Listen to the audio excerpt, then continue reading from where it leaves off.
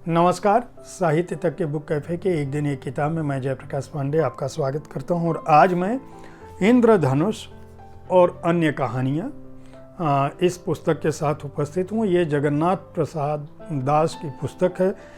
जगन्नाथ प्रसाद दास साहित्य जगत में जेपी दास के नाम से मशहूर हैं और जाने माने कथाकार हैं। भारतीय साहित्य जगत में जेपी दास की अपनी एक व्याप्ति है। कला जगत, संस्कृति, कवि, नाटककार, फिल्मकार के रूप में उनकी अपनी व्याप्ति है। 26 अप्रैल 1936 को ओडिशा में उनका जन्म हुआ। कला इतिहास में उन्होंने पीएचडी की। 1951 में उनका जो पहला संग्रह था स्तबका नाम से प्रकाशित हुआ, जिसका अर्थ होता है गुलदस्ता, लेकिन उसे उन्होंने अपरिपक्व करार देके निरस्त कर दिया। उसके बाद प्रथम पुरुष जो उनका संग्रह था 1971 में 20 साल के अंतराल पर प्रकाशित हुआ। कई काव्य संग्रह, कहानियाँ और उपन्यास प्रकाशित हो चुके हैं।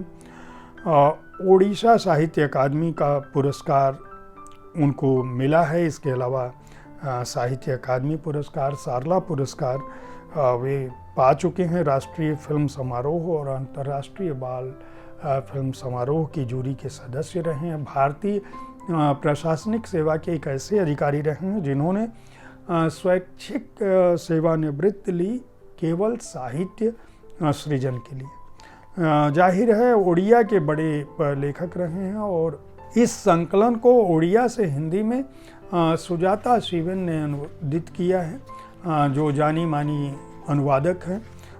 ओडिया और हिंदी से उनकी 2 दर्जन से अधिक पुस्तकें अनुदित होकर आ चुकी हैं। उनको भी कई पुरस्कार मिल चुका है, जिनमें भारतीय भाषाओं का कथेतर हिंदी लेखक पुरस्कार भी शामिल है। इस पुस्तक में जेपी दास की कुल 11 कहानियाँ शामिल हैं, जिनके नाम हैं इंद्रधनुष, आँखें, कविता की लंबी जिंदगी, इच्छा पत्र, जन्मदाता, अकेले अकेले, भाव मूर्ति, शब्द भेद, साम्राज्य, सब है कुछ नहीं और कुशीलव शामिल है। मैं कुछ कहानियाँ, जब मैं कहानी संग्रहों की बात करता हूँ तो कुछ कहानियों का मूल बताता हूँ। इंद्रधनुष जो कहानी है वह वर्षा ऋतु में शुरू होती है। अपने कार्यालय के काम से त्रस्त एक व्यक्ति कुछ समय आराम का चाहता है, जो घर और परिवार और कार्यालय तीनों के बीच फंसा हुआ होता है। वह कार्यालय की अपनी कार से एक जंगल के रास्ते में जाता है। उसकी जो सहयात्री होती है वह उसके परिवार की, मतलब उसकी पत्नी या प्रेमिका नहीं होती है, जिससे वह अचानक किसी जगह पे मिला होता है। आप यह कह सकते हैं कि डेटिंग साइट जैसा उस ज़माने में नहीं होता था जिस ज़माने की यह कहानी है। किसी परिचित के माध्यम से मिला होता है। उस लड़की के बारे में वह कुछ नहीं जानता होता है। दोनों कार से जाते हैं, घनघोर जंगल में जाते हैं। वहाँ वह लड़की अपने साथ उसके आराम का, उस व्यक्ति के आराम के लिए कुछ सामान लेकर आई होती है। उस जंगल में खाने पीने की व्यवस्था बहुत कम होती है, लाइट भी नहीं होती है। एक गेस्ट हाउस में रुकते हैं और वहाँ पे उस घनघोर बारिश के दौरान जो उसका बंगले का केयरटेकर होता है वह सामान लाने जाता है। यह लड़का, जो व्यक्ति है, आदमी है, जो अपने परिवार और अपने कार्यस्थल से परेशान होकर उस लड़की के साथ जाता है, वह उस लड़की के साथ संपर्क करने की उसकी जिज्ञासा होती है। लेकिन उस लड़की का जो व्यक्तित्व है वह अपने आप में इतना भव्य है। वो कहती है इतनी जल्दी क्या है, स्नान करके आती हूँ, और फिर वो नहा के आती है। उस बीच यह खा पी कर सो चुका होता है। कुछ खाने के बाद वह जगाती है।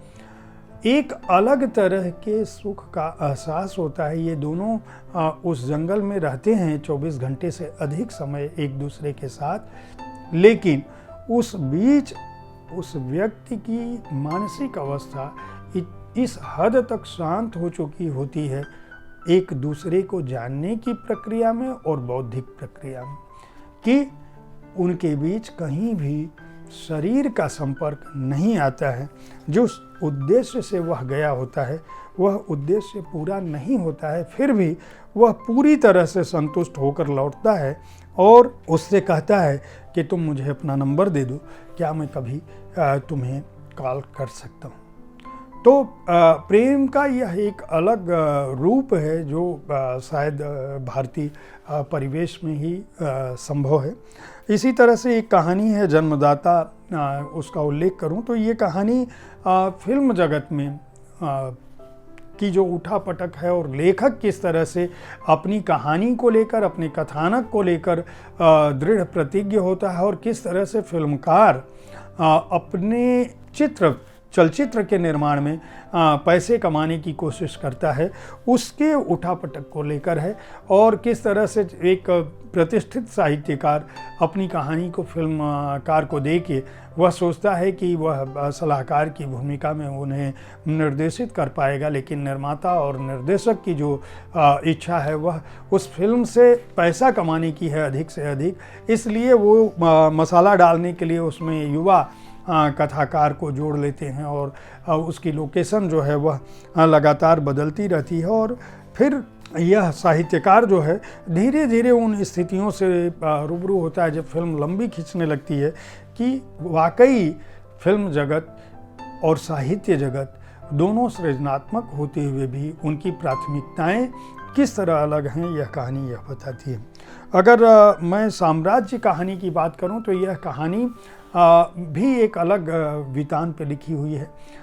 इस कहानी का कथानक ये है कि ज़िले का एक बड़ा अफसर है, वह अपनी ईमानदारी और अपनी अकड़ के लिए मशहूर होता है, लेकिन उसकी जो अपनी बेटी है वह उसको कोई दिमागी एक तरह से कह सकते हैं कि मानसिक मनोरोगी की स्थिति में है और वह अफसर अपनी बेटी के इलाज से इतना त्रस्त होता है कि वह एक अपने कार्यालय में, जिले का सबसे बड़ा अफसर है लेकिन अपने कार्यालय में एक जो निम्न पोस्ट पे काम कर रहा होता है उसके प्रभाव में आ जाता है और वो कहता है कि मैं आपको ले चलूँगा और एक ऐसे ओझा जी हैं जहाँ पूजा पाठ होता है और वो आप चाहेंगे तो आपकी बेटी को ठीक कर देंगे। जिस अफसर के क्षेत्रीय दौरों पर पूरा महकमा सतर्क हो जाता है, वह अफसर किस तरह से जिला प्रशासन का यह बड़ा अधिकारी अपने एक छोटे से क्लर्क या मुंशी के प्रभाव में वह जाता है ओझा के पास। और जब ओझा का जो साम्राज्य है वह देखता है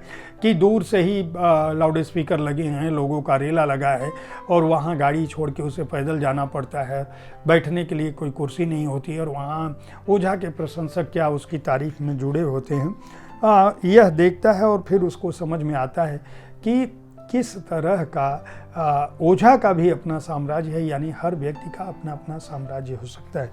ये कहानियाँ बड़े ही अनूठे शिल्प में लिखी गई हैं, अद्भुत शैली में लिखी गई हैं, बहुत ही उम्दा अनुवाद हुआ है इनका। इनको पढ़ते समय कहीं भी आपको इस बात का आभास नहीं होगा कि ये कहानियाँ ओडिया से हिंदी में आई हैं, बल्कि आपको इन्हें पढ़ते समय मूल कहानियों का सा आभास होगा। लेखक और अनुवादक दोनों को बधाई दी जानी चाहिए। इस पुस्तक को प्रभात प्रकाशन के सहयोगी उपक्रम ज्ञान विज्ञान एजुकेयर ने प्रकाशित किया है। हार्ड बाउंड संस्करण का मूल्य 400 रुपये है। कहानियाँ कुल 11 हैं और पृष्ठ संख्या है 176। उम्मीद है साहित्य तक का यह एपिसोड आपको पसंद आया होगा। इस कार्यक्रम में आप किस तरह की पुस्तकों की चर्चा चाहते हैं, इसके बारे में अपनी राय से हमें ज़रूर अवगत कराएं। हमारी कोशिश होती है कि विविध विधाओं की पुस्तकों के साथ आपके पास पहुंचूं, ताकि आपको अपनी पसंद की पुस्तकें चुनने में आसानी हो। कल ठीक इसी समय ऐसी ही किसी एक पुस्तक के साथ मैं फिर मिलूंगा। देखते रहें साहित्य तक। धन्यवाद।